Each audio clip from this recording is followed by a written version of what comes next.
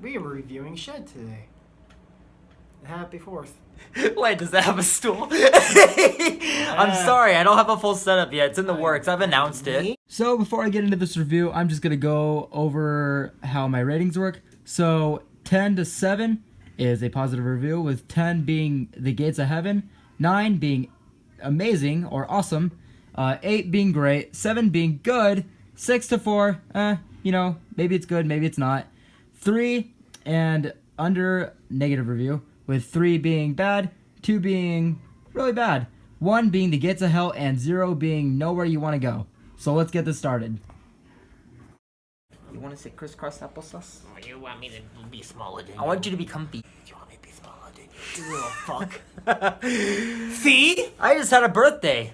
And he needs to be taller than people. So that's why I'm gonna be on my knees. I'm a big boy now. Anyway, review. We're reviewing The Shed. This movie.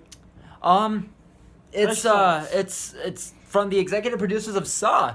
So I picked up this movie on a whim. I went to my local DVD shop, Zia. Shout out to you guys. And I mean, my birthday just passed. I got you can imagine how much shit I got for the movie store, how much gift cards, how much birthday money. I mean, what can you do now? What can you do right now? So yeah, I've been buying some movies, gonna be doing some reviews, and we're gonna be looking at the Shed. I actually got this one for Len because it's a vampire movie, and none of us had ever heard of it. The reviews were reasonable. It's like 67% or some shit, 18 reviews. A pretty unknown film, and we're just gonna get into this. We literally just hit the end credits like a second ago.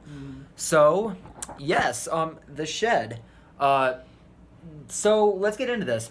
What I love about this movie, this is an immediate start. Holy shit! I've never done a review like seconds after I saw the movie. But what I love about this movie is that it is so not necessarily realistic as a fucking vampire movie, but for a vampire movie, the choices the actors make and the writing and the way they do it, like the practical effects, it makes it look like it's, if it were a vampire like thing to happen, this is how it would go in this kind of setting. I mean, it is a coming of age kind of punk rock and vampire movie, which I really dug. The teenagers are smart, but yet they're stupid. Yes. Realistically stupid. Realistically stupid. Not to like a cringy extent where it's just like, okay. Not like go fucking in the bathroom when there's a bad guy about. Not to the extent where it's like, okay, so I see why this movie is not known. But what I love about it too is that like it's got that punk rock kind of horror vibe feel. Like like kind of like on the vibe of like Green Room. Like considering that the actor actually looks like fucking Anton Yelchin too. To a T. Oh yeah. And also they use a cover song of a cover song that was in Green Room.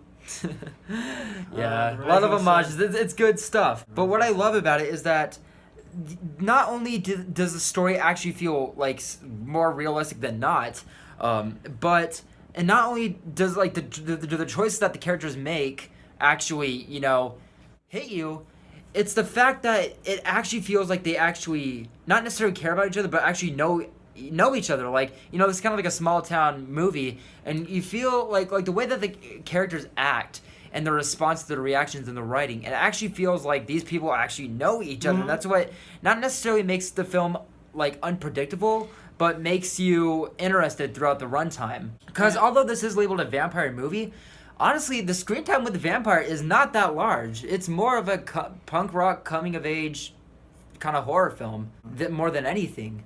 And it's very fast. It's like a punk rock song. It feels like, I don't know, like if a punk rock, instead of it being 2 minutes, it's almost 2 hours.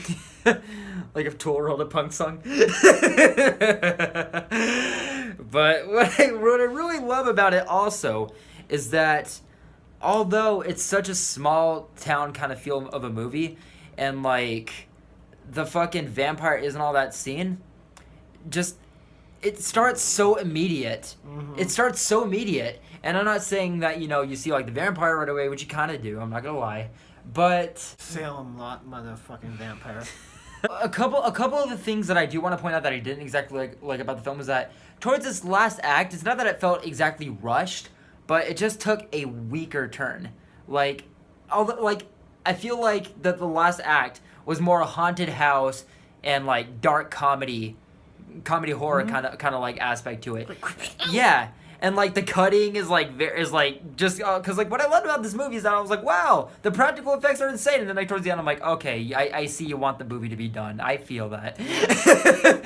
But CGI, stupid blood. But in saying that, there is still some like not necessarily unpredictable writing, but there's still. Although the movie overall I felt like lacked a little bit of originality, the ending still had, the writing that I feel like, definitely made up for the weird cutting and the kind of like random humor that was thrown into it. Yeah, same. So, I mean, I'm personally not a big fan of vampire movies. I don't really care about vampires, but this one, along with random side note, Transfiguration, if you haven't seen that movie, amazing. It's great. It's great. And Midnight Suns, that one's also really good. I haven't seen that one actually. It's kind of same as Transfiguration. Can't say that one where it's the Transfiguration. But a little bit different. But same premise, but a person that has insomnia and he's albino, but he doesn't look albino. It's the kid from Terminator 2, but grown up. Oh, Edward Furlong. Yeah. Okay. But yeah, The Shed. Overall, nicely done movie. Especially the fact that I found it on a whim. I was just going through the horror section. I'm like, I got $80. Let's find a horror film, and we picked up The Shed. And blessings.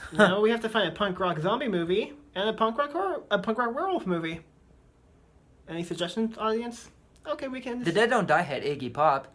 But overall, I'm going to give The Shed a solid 7. Yeah, same. The Dead Don't Die. But yeah, thank you for watching our review. Definitely a shorter one. I can't wait till I get this setup going and actually make more viewers attracted to my videos. Yeah, then you can get a Patreon and you can get a real setup. But I was very excited to do another video with this cool cat. Hello again. Yeah, more reviews on the way soon. Pragmatophobia update and so many hugs and kisses. That's not Yankovic. It's another guy. But yes, thank you for tuning into the review. I love you guys so many, and till the next time.